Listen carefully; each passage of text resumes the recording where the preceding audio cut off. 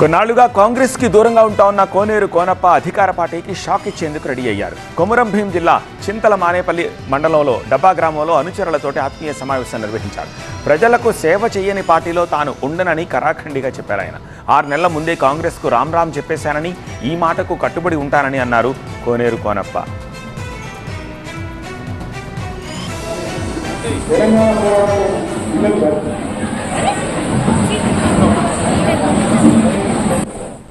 నాకు ఏ party ticket అవసరం లేదు.